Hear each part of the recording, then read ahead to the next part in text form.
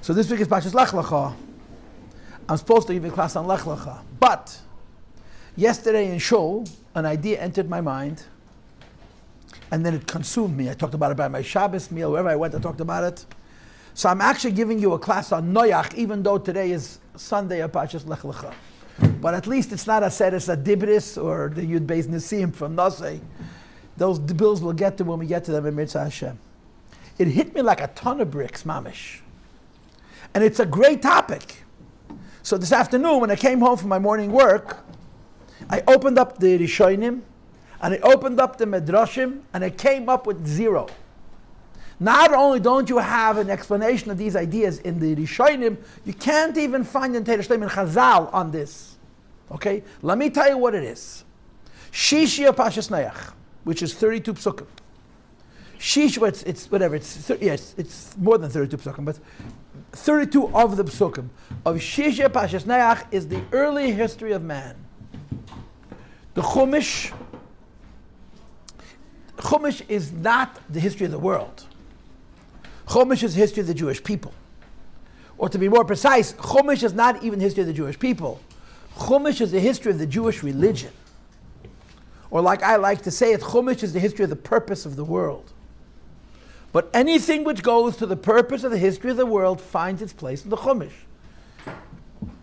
And one of the things you have in the Chumash, which does not speak to the Jews, is the classic idea that you all heard growing up, that there are 70 nations. In the United Nations, there's well over 100 nations, but in Chumash there are 70 nations, Shiva Mumis.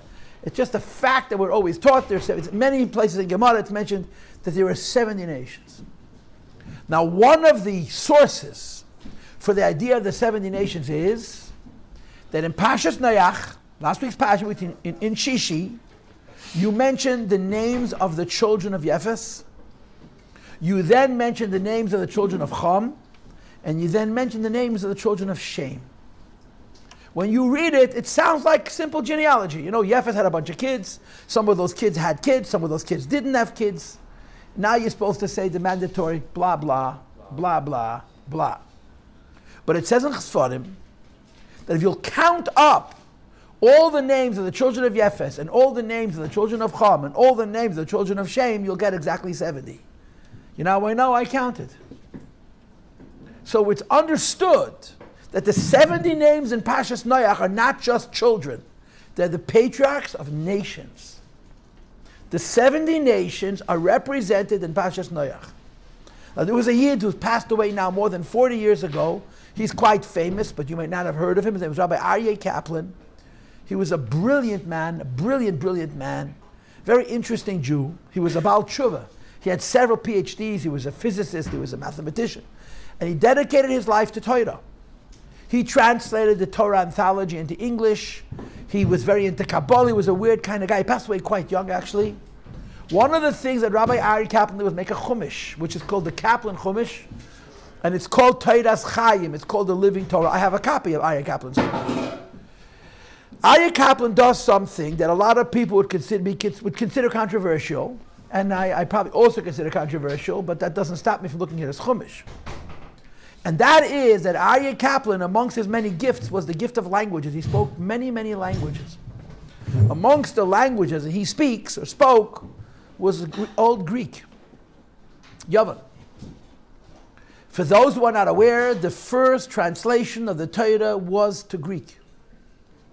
The first translation of the Tanakh is in Greek. And that translation was commissioned in the time of the second Beis HaMikdash. It's possible even early on in Egypt. And it's called Targum Shivim in Egypt, in Mitzrayim. Because the culture was Greek. The land was Egyptian, the culture, the whole world, after Alexander the Great, everybody spoke Greek. Greek was like the fancy language, the language of the smart people. Like English. Now, there's apparently several Targumim, one with 70, one with 5, one with 3, but there's the classic idea of they took 70 rabbis, put them into 70 different rooms with no communications that translate the Tanakh. And the idea was that they wouldn't be able to lie because 70 people can't make the same mistake. And the Gemara says that there were 12 or 13 things that all 70 of them mistranslated the same way. The Gemara talks about Targum Shivim. Targum Shivim is not considered Torah. The Chazal say the day the Torah was translated, Yavonis was like the Beit HaMikdash was destroyed. There's all kinds of not good stuff is said about that day. But we have it. And it's the oldest translation of the Tanakh.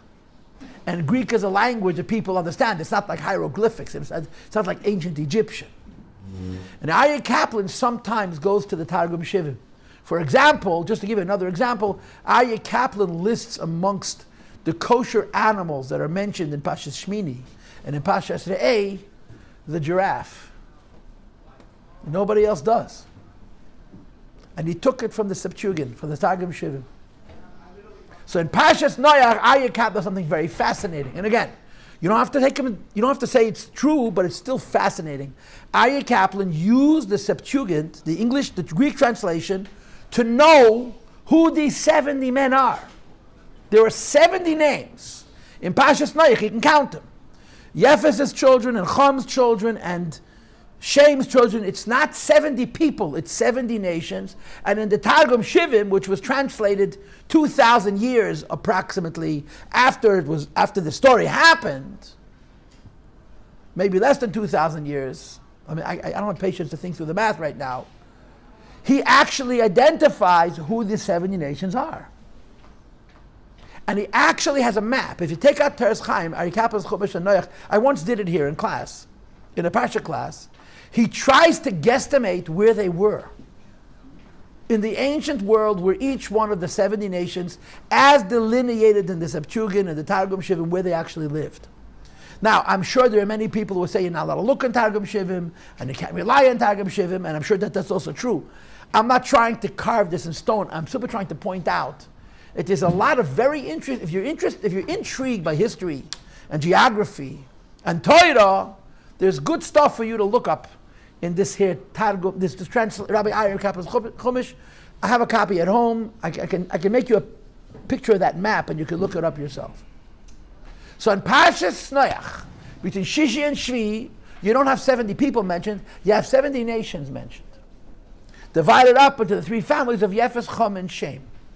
Okay, now, after each family is counted, after Yefes' children is counted, there's a conclusion.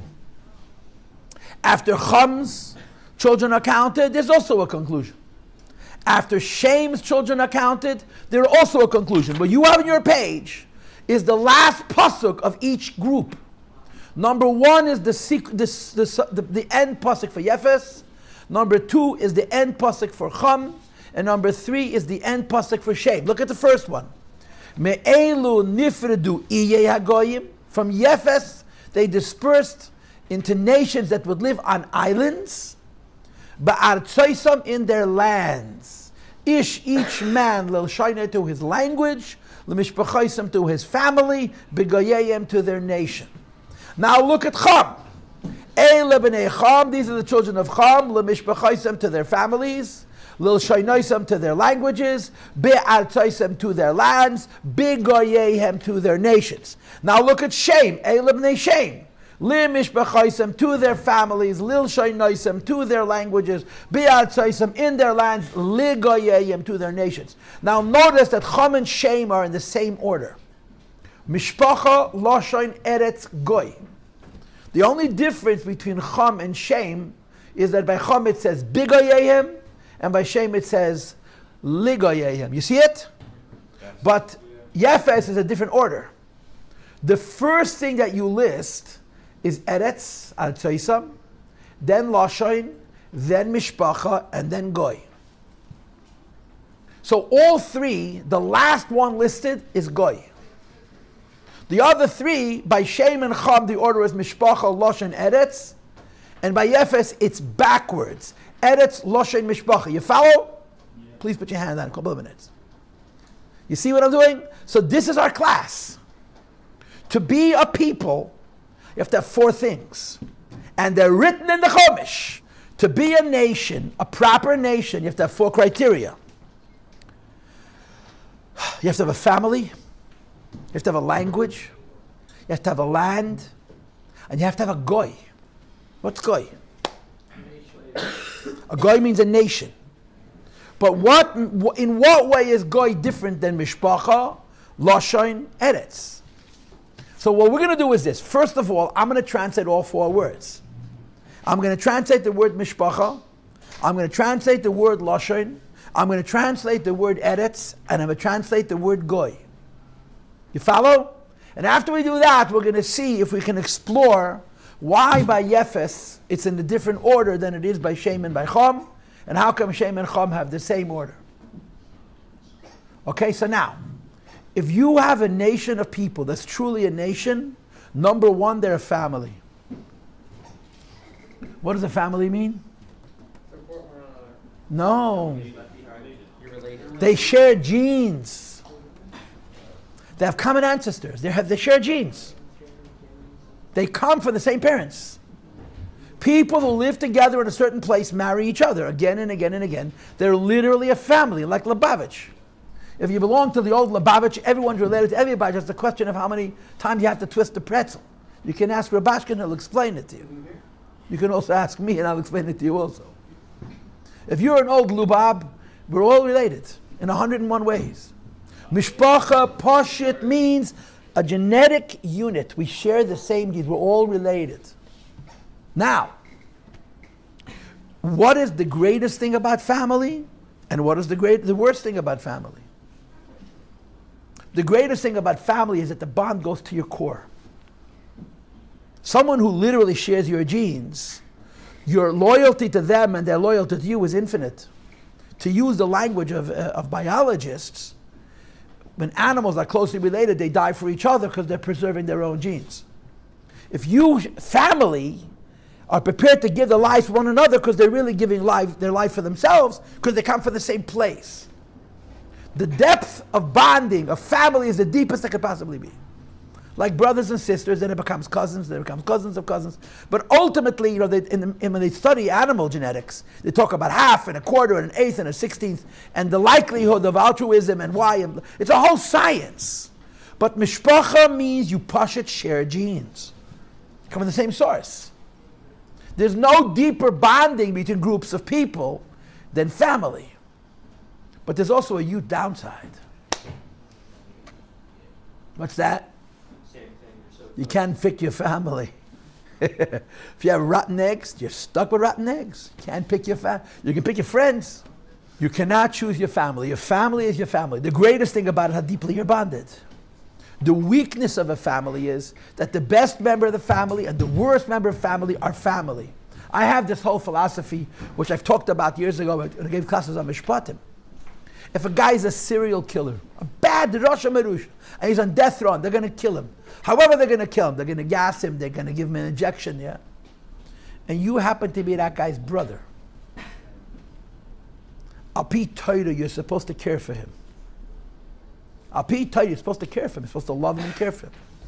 And people are going to come to you and say, the guy's such a miserable person, why do you care for him? And the correct answer is, he's my family. Now, I'm not saying you shouldn't kill him, but I have to take care of him. That's family. When you see in America, where Bichlal, all of these 4 things are very weak. America is not a mishpacha for sure. We're a melting pot, right? Europeans, certain countries in Europe, all the people come from the same roots, genetically. Americans is the biggest melting pot in the history of the world. People come from all over. We're not a mishpacha at all. We're too big to be a... But no, we're too diverse. But anything this big is too diverse. You can go to certain countries in Northern Europe, Scandinavian countries, they're very closely related. They've lived in the same place for hundreds and hundreds of years. America's a real chalent, right? But there's in America, because of that, even family, you find in America a lack of loyalty. If a brother is a Rasha, his brother and sister say, we disown them. It happens here more than any place in the world. There is not that strong a sense of family because Bichlal there's not that strong a sense of bonding. And Americans have this mishigas called, they want to be righteous, they want to be good. So if my brother's a killer, how can I be nice to him? And the answer is because he's your brother. That's number 1, family. Number 2, language. Now, language. What do we know about language? Number 1, numero uno. It's what separates us from animals. It's what separates us from animals. Scientists have done studies on this. If you study orangutan or chimpanzees, they have the vocal cords, they have exactly the same plumbing as we do. In other words, there's no reason they cannot produce consonants that means different sounds in a sequence to create words. And there's the famous experiment with Coco the gorilla. There are animals that have been made to communicate, but they cannot speak. They can't put sentences together. They can just have symbols. Human beings were given the gift of speech. It says in Targum that Vayipach ba'apav nishmas chayim, God Almighty blew into the nostrils of Adam Arishon the breath of life. Vayehi ha'adam lenefesh chayim, man became a living being. Says the Targum leruach mimalola, the spirit of one who can speak. One of the deepest distinctions of people is they can speak. According to Hasidus, there are 4 levels of intelligence. The lowest level of intelligence is mechanical intelligence, which means making tools, like the scientists discuss. The second level of intelligence is psychological intelligence, emotional intelligence. I think. I'm mixing up maybe the Hasidus says there's mechanical intelligence, there's emotional intelligence. The third level of intelligence is the intelligence to be able to speak words. And the fourth is abstract reasoning. Chassidus says that people do not appreciate how difficult speech is because the Eibishter made it easy for us. Speech is a gift God gave man. And it makes us separate from animals. We could communicate. We could talk to each other. Language is an amazing thing. And language has a lot of nuance, right? If you have people speak the same, even English. If you live in one part of America, there's one style. A different part of America, language becomes a culture, becomes an identity. A person speaks English in America, and you can tell whether he comes from the West or from the South, or he comes from the North, or he comes from Brooklyn and the Bronx and Queens. You tell right away. Language becomes very deeply connected to people. So the first thing about language is it's a characteristic which the Torah defines as what makes people, people. Okay? And it unifies groups of people. But, number one, originally all man spoke one language. And that language is Lashon HaKodesh, the language of the Torah. After the Day Haflaga, the Eibishter made their languages disperse, diversify, right? And according to Torah, all the languages are actually adulterated forms. They're perverted forms of Lashon Kodesh. They all spoke Lashon HaKodesh. And then the Eibishter cursed them. They shouldn't understand each other. So they began to mispronounce words. The words in Hebrew began to become changed over time, and then they became all the different languages that there are. The Germanic languages, the Latin languages, the Slavic languages, the Asian languages, and now you're supposed to say blah, blah, blah, blah, blah. It all comes from one language. So the diversity of language is a symptom of the Day Haflaga, and it's sort of a ha'ara. It's a diluted version of Lashon HaKodesh, of Hebrew. I saw once in a book that there's a man who does studies on interesting things. He wrote that he doesn't speak about spoken language, written language, he says. All written language could be traced back to a Semitic language, that means a language from Bnei Shem, which is about 6,000 years old, according to this Goyish source. Languages come back to a root. And according to Torah, that root is Lashon HaKodesh, is Hebrew. So the upside of language is it's what makes people separate from animals. It creates a huge bonding between people, but it's not inherently part of what people are. It's people as a result of chet of the Day Haflaga. Go ahead, talk loud. What's Torah Haflaga? In Parshas Noach, there's a story where they try to make an idol to fight with God. And they all were very friendly. They were getting along. And the Eibishter does never punish people of peace amongst themselves, even if they're idolaters. So the Eibishter couldn't punish them. So what he did was, he effected that they changed their languages and they changed their race. The shapes of their nose, the shapes of their ears, the shapes of their fingers and toes, and they spread out. So the Torah tells us that after the Mabul, everybody came from 3 couples. They all looked the same. And within a couple of 100 years, this dispersion happened. And the beginning of the dispersion of mankind, it's a whole other thing. You could visit inside Hasidus and have a class on it. This the flood after the account? No, they're before, but they're predicting what's going to happen. So the Shana was talking about that. Yes. So the second characteristic of a grouping of people is a language. Now, language is different than family. Why? Because it's not genetic. It doesn't come from inside of them. Forget, if it came from inside of them, it would have been Hebrew. Because the Abishter created the world with Hebrew. Language is an adulteration of that. Language is a change. So language was, people were speaking one language, and the Abishter diversified their languages from Hebrew. So the other languages are not as deep in essence as family, because family, Pashat, means relationships. They're related to you, share genes. Language is added on top of that.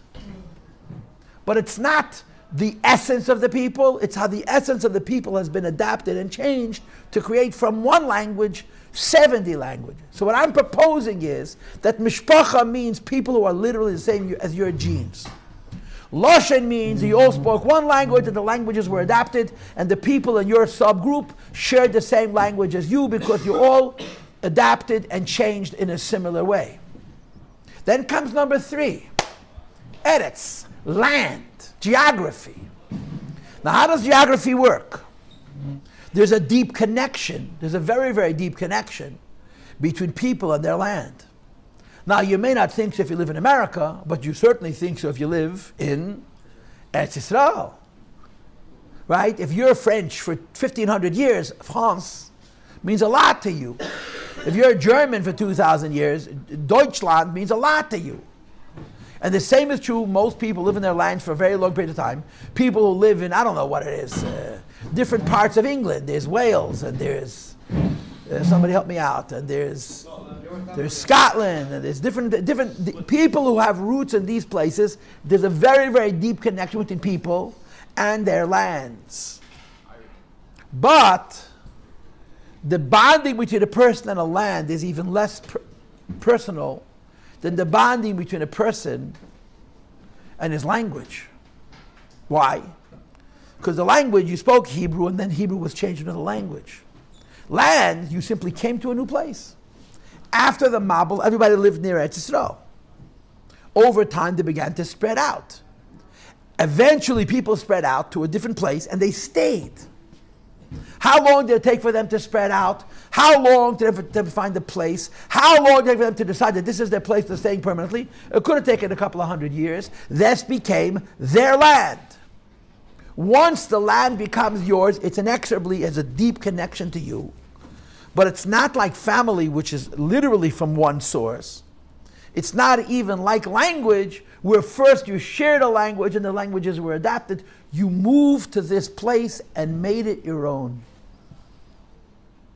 So the relationship between a person and his land is less direct than a person and his language and a person and his family members, but it's a very, very deep bonding. Now, let me give you some other thing to think about. It says in Chazal, and it's one of the things that, by the way, in science they study this. There are places in the world, just for example, where people have incredible longevity. There are places on planet Earth where people normally live till 100 in good health. And they don't necessarily have good diets. They don't necessarily have high standard of living. They just live long. In the language of Chazal, Eretz megadeles giboyim, Eretz megadeles chaloshim, a land that breeds strong people, a land that breeds weak people, a land that breeds people that are tall and short. There is an association between people and the land in which they live.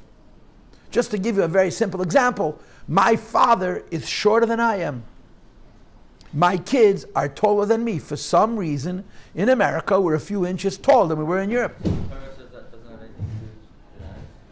It has to do with the same genes. Right. Same genes. What kind of mixture? I married a Russian, you know what, just like I am. Wife's a Nemanov. It's the land. It's not only, I read a whole thing, a science paper on this. They try to prove that height is not even about malnutrition. It's more about stress. It's not about something they say if you don't eat well as a child, you grow shorter. If you have better diets, they've proven that it's not about malnutrition. If the quality of the food is the same, you'll still have short and tall. And the other considerations like stress, like psychological competitions, it's very complicated, it's very interesting. Anyway, the point is the land you live in affects you.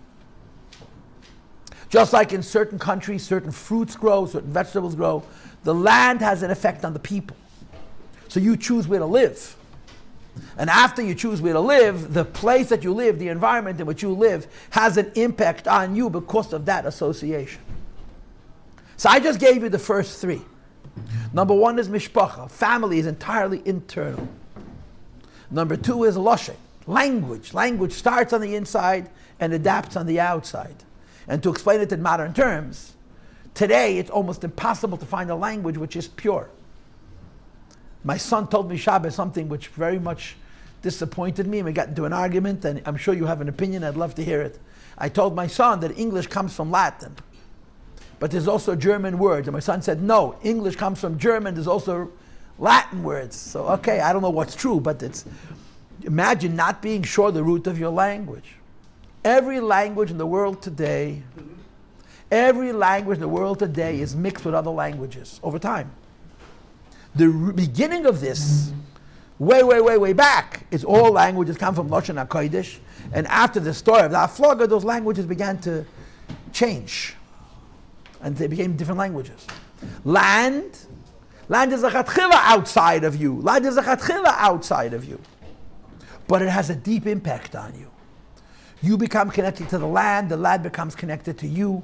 It changes you. And of course, there's a number of examples in Tanakh for this. Yosef HaTzadik is the first. When the brothers came to Mitzrayim, they felt very self-conscious. So what did Yosef do? He moved everybody around. He made everybody move. And when people move, they lose their link with their land and they stop being anchored. Sancherev Melech conquered the whole world. The Gemara says that one of the 10 people who was a Moshe B'Kibur was Sancherev. Sancherev's M.O., every one of these people wanted to rule the whole world, had to come another way of controlling lots and lots of people. Sancherev's trick was to make everybody move. He made the Yidden move. He moved the Kutayim from wherever they lived in Theid. So he moved everybody around. Huh? Well, it's West Germanic. My son, I know that my son knows better than I do.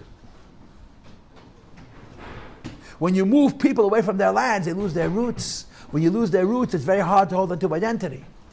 And to give you a close-to-home example, Chavra, think about this for a minute, okay? There's, let's say, 40 people in this room, let's say. Is there anybody in this room who can tell me honestly that his families have lived in the place that they're living now just 100 years ago? Your family was in the same place 100 years ago? 400 years or they Huh? have been living here for 7 generations. And the Kaplans? Okay. You can say your 100-year roots on all sides? Not on all sides. Not on all sides. One side. But let me put it this way. 1890 till 2024, right? That's 135 years. The fact of life is that in the last 135 years, which is a very, very short time historically, 98% of the Jews in the world were forced to immigrate. European Jews were forced to immigrate because of anti-Semitism in Russia and the Holocaust. Sephardic Jews were forced to immigrate because of the establishment of the State of Israel. Nobody wants to talk about this. There was between 2 and 3 million Sephardim living very comfortably in Morocco, in Algeria, in Tunisia, in Libya, in Egypt, in Jordan, in Syria, in Lebanon, in Turkey, in Iraq, in Iran, in Afghanistan. Millions of Jews had to run away from the native lands because the establishment of the State of Israel created a whole new wave of anti-Semitism amongst the Muslims. And now in all those countries together, you got 1,000 people. Where did they move? A good percentage moved to Israel, but a very significant percentage moved to other places, like France, like Canada, and so on. In other words, what I'm trying to show you is, in the last 120, 130 years, using 1890 as the marker, almost every Jew in the world lost his geographic roots, his land. Sephardic Jews walked the same streets of Morocco for 1,000 years. And all of a sudden they're walking the streets of Paris or Montreal or Israel. And when people lose their geographic roots, they lose their spiritual roots. One of the reasons for the great assimilation of Jews has been immigration. You live in the same place, you have the same identity, you move from one place to another, you lose that identity. And that's the third one, eretz, land. So mishpacha is the deepest bond. Loshain is almost as deep. Eretz is also pretty deep, and then comes goy. What does goy mean? A nation. What makes you a nation? It's not your family, so then what's the additional point? What's the fourth thing? What makes you a nation beyond sharing family bonds, sharing a language bond, and sharing a land bond? Everyone's together is those three things. What fourth ingredient could there possibly be? Leadership, power.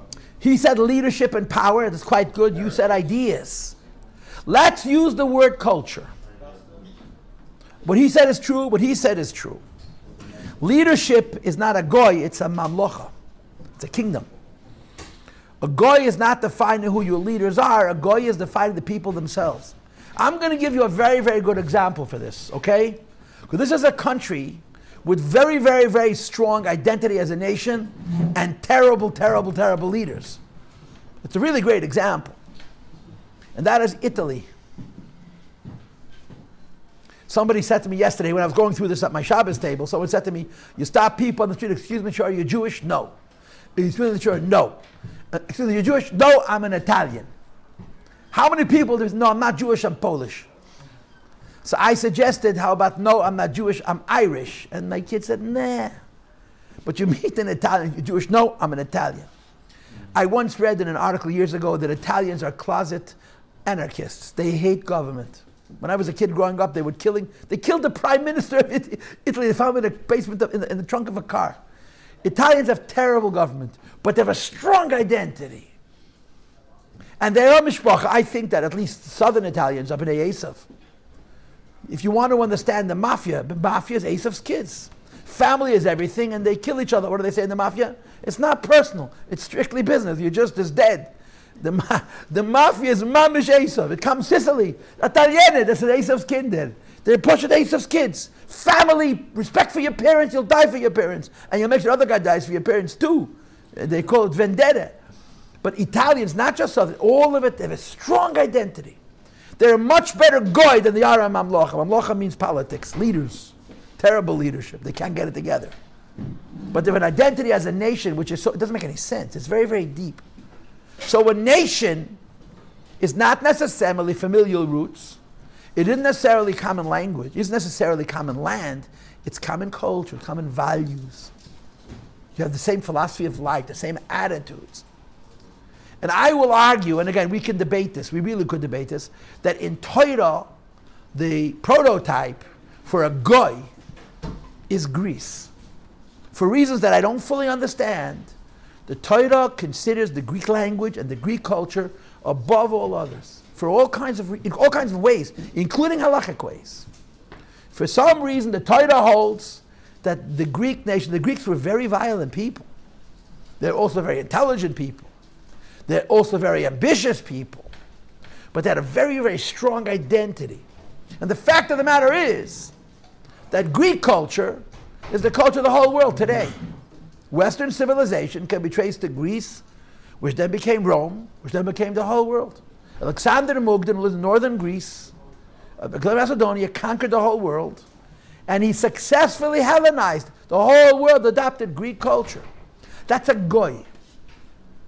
A goy means a group of people that are unified, not necessarily by familial bonds, not necessarily by language, not necessarily by land, but by value system, by philosophy, by culture. So the Torah is telling us in Parshas Noach, to be a nation, you have four criteria. To be a nation, you have four criteria. Familial roots, common language, common land, and common culture. And I would add, goy includes also religion. So now, Just for the sake of argument, in America, how many of these 4 do we have? We're for sure not a mishpacha. We're for sure not a mishpacha. Do we have common language? So let's talk about it. There used to be an idea that if you come from any country in the world to America, you have to speak English. They called it the melting pot. Now, they have to have everything in 20 languages because we want everybody to hold on to their culture, and you want to be nice to people. If you go to France and you speak to someone in English, they will ignore you. They will literally ignore you. And you say, can you help me? They will ignore you.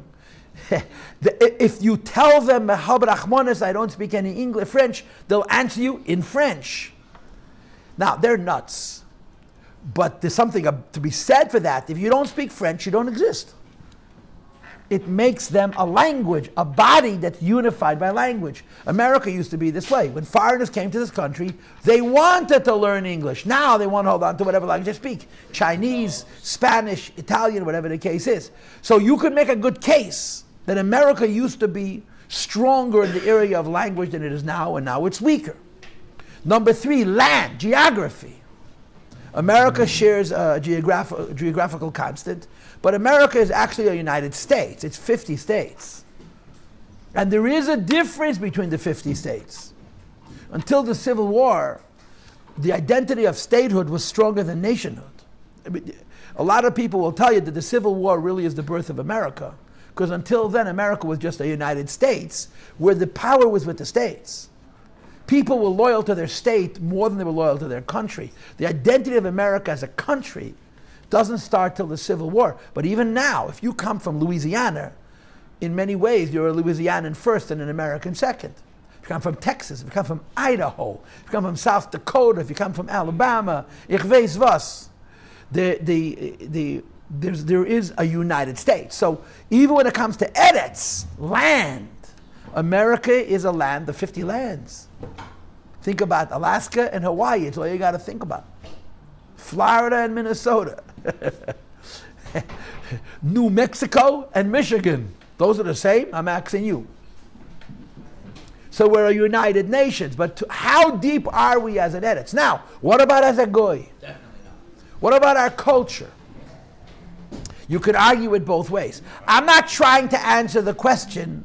I'm trying to make you think about it. The theid declares a nation that's truly a nation has to have all 4. Family, language, land, and nationhood. We'll call it culture and religion. That's what we're going to call it. It's very interesting. And what I just did, everything I just did tonight, I made up because I couldn't find it in the Mefarshim. I looked in the Rishonim, I looked in the Midrashim. Nobody talks about these 4 psukim, these 3 psukim. And I find it fascinating. It's such an interesting Torah. To make a shir out of this, it's just interesting. And I would make a case that some groups of people share 3 of these bonds. Like, for example, if there are immigrants that came, let's say, from Russia, that live in Little Odessa, near the water. So they're a mishpacha, maybe they're a lashon, they're not an eretz, because they're living in America. And to some extent, they're a goy. What about their children? What about their grandchildren? How old? You can make a case that in some places, people have all 4 characteristics. In some places, they have only 3 of those traits. Some places, they have only 2 of those traits. And in some places, they have only 1 of them.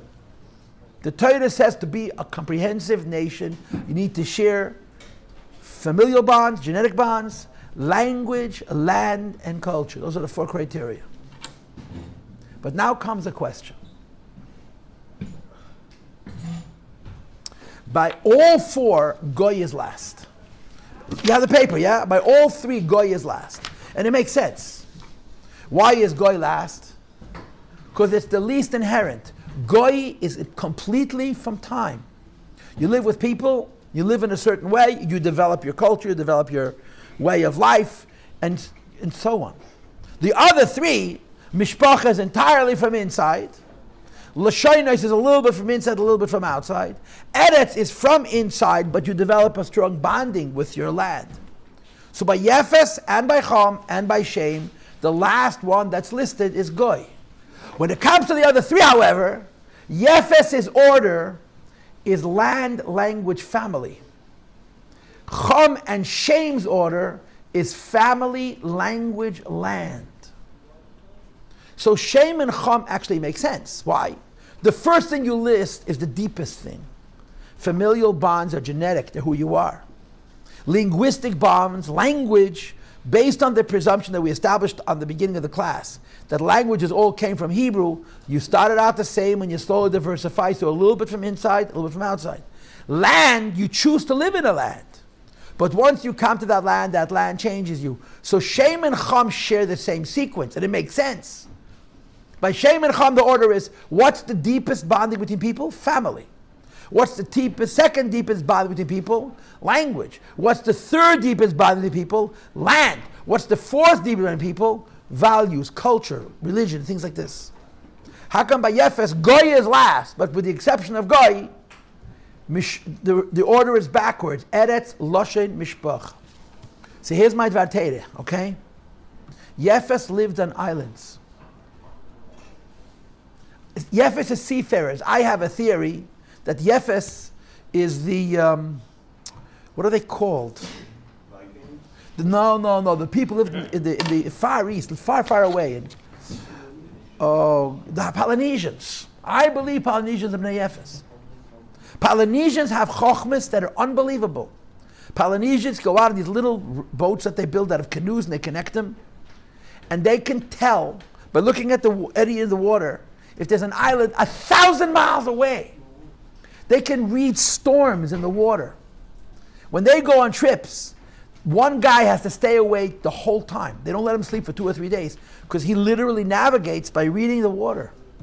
They have chokhmas that all the fancy people in the modern world, I read a whole article about how this chokhmah was being lost. There was one old guy who still had it, and he's teaching it to people. The Polynesians have traditions that are brilliant, that are very, very old. Nobody knows where they came from and how they got there. I believe the Polynesians are the Bnei Yefes.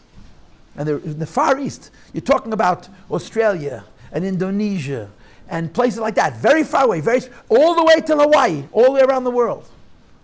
Very, very spread out. So what I'm proposing is this. The Bnei Yefes, after the Mabul and after the Haflaga, separated in such a kind of way that they literally lost their identity. Every island is an island unto itself. So when it comes to Bnei Yefes, their first characteristic is the particular island that they live on, Eretz.